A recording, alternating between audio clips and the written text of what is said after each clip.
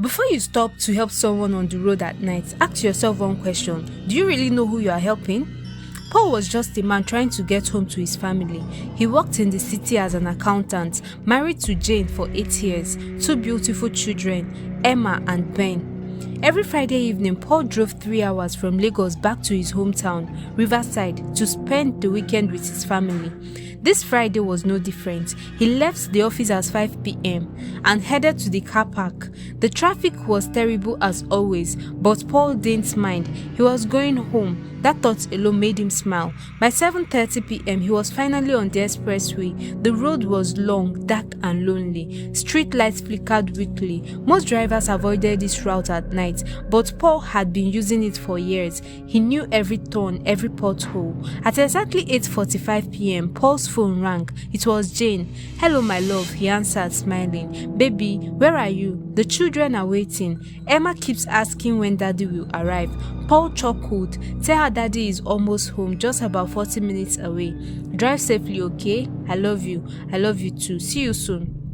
Paul hung up and turned to the radio. Gospel music filled the car. He sang along, tapping the steering wheel. Then at exactly 9:10 p.m., he saw her, a woman standing by the roadside, waving frantically. She wore a long white dress that looked torn and dirty. Her hair was scattered. She looked desperate. Paul's first instinct was to keep driving. Lagos had taught him that never stop for strangers at night, but as he got closer, he saw her face clearly in his headlights. She was crying, blood on her forehead. Her dress was stained.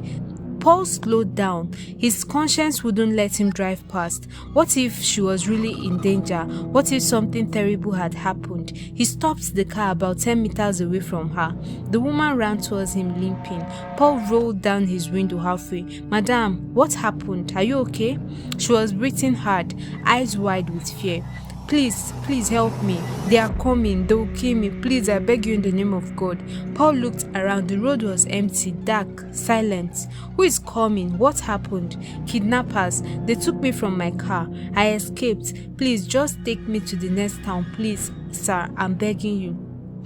Paul hesitated. His wife's voice echoed in his head, "Drive safely." But this woman looked genuinely terrified. "Okay," Paul finally said. "Get in quickly." The woman opened the back door and climbed in, breathing heavily. "Thank you, God bless you. Thank you so much." Paul locked the doors and started driving. "What's your name?" he asked, glancing at her through the rearview mirror. "My name is Rose." "Okay, Rose, I'm Paul. I'll take you to the next police station. You can report everything there." "Thank you, sir. God will reward you." Paul drove in silence for about 5 minutes. Rose sat quietly in the back, head down. Then Paul noticed something strange. She wasn't breathing hard anymore. In fact, she wasn't moving at all. "Rose, are you okay?"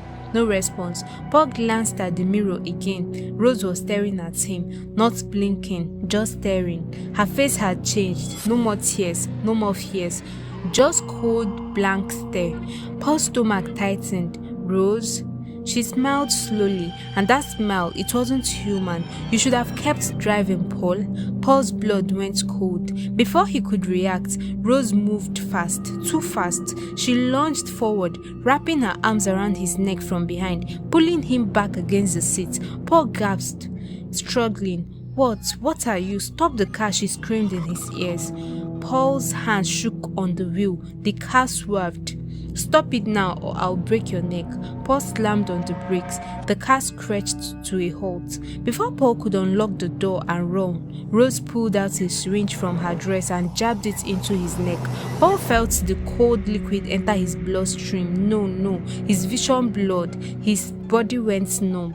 The last thing he saw before everything went black was Rose's face, grinning like a demon. When Paul woke up, he wasn't in his car anymore. He was lying on the cold, hard floor. His hands were tied behind his back. His legs were bound. The room was dark, smelling of mold and blood. Paul's head throbbed. He tried to move, but the ropes were too tight. "Help!" His voice came out weak. "Somebody help me." Then he heard footsteps, slow, deliberate. A door creaked open. Lights flooded in, blinding him. A figure stepped inside. It was Rose, but she wasn't alone. Behind her was a man, tall, muscular, holding a machete. And behind him, 3 more people, all wearing masks. Rose crouched down in front of Paul, tilting her head. "Good morning, Paul," she said sweetly. "Did you sleep well?" Paul's heart pounded. Please, let me go. I have a family, children, please." Rose laughed, a cold, cruel laugh. "Oh, Paul, you are so kind. That's why I choose you. Kind people are always the easiest to catch." Paul's eyes filled with tears. Why are you doing this?" Rose stood up, brushing off her dress, because kindness is weakness, and we feed on the weak. She turned to the man with the machete. "Take him to the chamber. Chief is waiting." Part 2. Paul was dragged through a narrow corridor. His body was still weak from the drug. The walls were stained with something dark. He didn't want to think about what it was. They threw him into another room. This one had a table, chairs, and photos on the wall. Photos of people, men, women, young, old, all with red X mark over their faces. Paul's stomach turned. What is this place?" Rose sat on a chair, crossing her legs. "This, Paul, is our business, and you are our last investment." The man with the machete stood behind her, silent. Rose continued, We call ourselves the Good Samaritans. Ironic, right? We pretend to need help. People like you stop and we take them. Take them where?" Rose smiled. "Depends. Some we sell. Organs, bodies. Some we use for rituals. Some we just dispose of. You? We haven't decided yet." Paul's voice cracked. "You are monsters." Rose's smile faded. She stood up and walked towards him, crouching down to his level. "Monsters?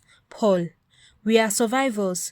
The world is cruel and we just learned how to survive it." She grabbed his face roughly. "Your wife Jane, your daughter Emma, your son Ben, beautiful family. It would be such a shame if something happened to them." Paul's eyes went wide. "How do you know?" "Your phone, Paul. We went through everything while you were sleeping. Your photos, your messages, your location. We know where you live." Tears streamed down Paul's face. "Please don't hurt them. Please, I will do anything." Rose stood up, satisfied. "Good. Then you will cooperate." She turned to the man with the machete. "Take him to the chief. Let's see how much he's worth." They dragged Paul deeper into the compound. It was an abandoned warehouse, rusty, falling apart. In the center of the main hall was a table, and sitting at the table was a man in his 50s, gray hair, expensive suits, gold rings on every finger. Chief Bola. He looked up as Paul was thrown at his feet.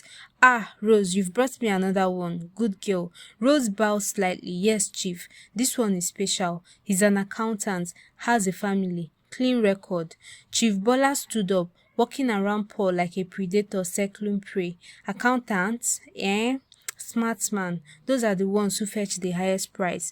Paul looked up, voice shaking. "Please, sir, I don't know what this is about, but I can pay you. Just let me go."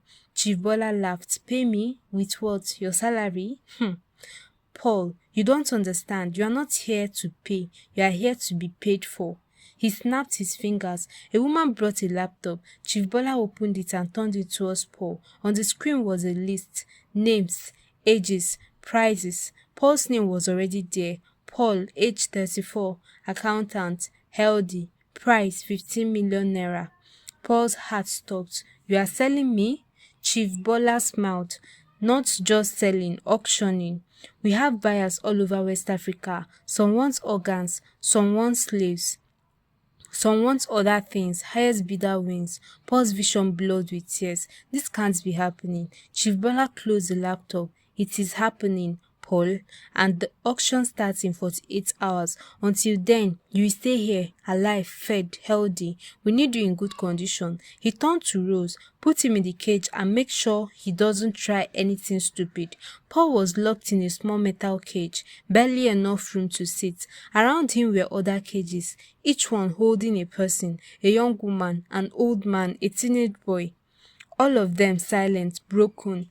Paul whispered to the woman next to him. "How long have you been here?" She didn't look at him. 2 weeks. "Have you tried to escape?" She finally looked at him. Her eyes were hollow.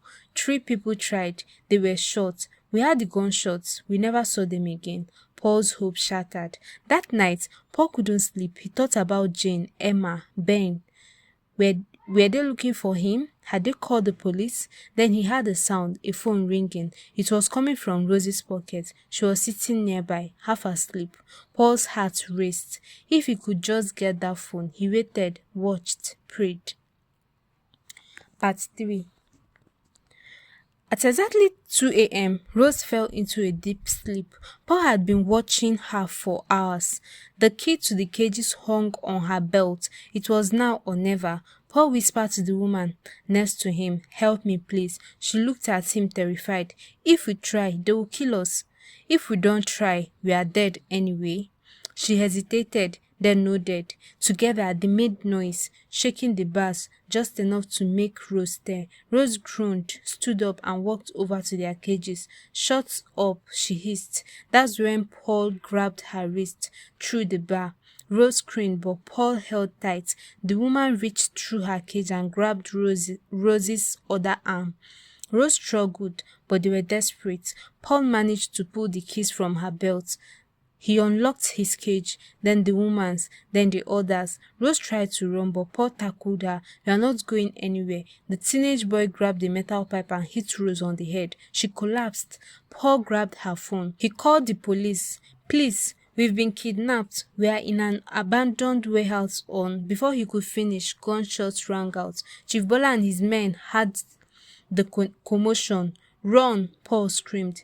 They scattered. Paul ran through the dark warehouse, heart pounding. Behind him, he could hear shouting, dogs barking. He found a broken window and jumped through it. Glass cut his skin, but he didn't stop. He ran into the forest barefoot, bleeding, but alive. He ran until he saw lights, a road, cars, civilization. He flagged down a truck. "Please help me." The driver stopped, shocked. "Oga, wetin happen?" "Kidnappers." "Call the police, please." The police raided the warehouse that night. They found the cages, the photos, the laptop, the bodies buried in the backyard. Chief Bola tried to escape, but was caught. Rose was arrested at the hospital. In total, 14 people were rescued. Paul testified in court. Rose and Chief Bola were sentenced to life in prison. 6 months later, Paul stood at a press conference with his wife and children. "I want to tell everyone, never stop for strangers at night. I almost lost my life. I almost lost my family. Trust your instincts. If something feels wrong, it is wrong." The cameras flashed. Jane held his hand tightly. Emma and Ben hugged his legs. Paul had survived, but 23 others before him hadn't. Their names were carved into memorial stone outside the courthouse. To those who trusted and paid the ultimate price. The end.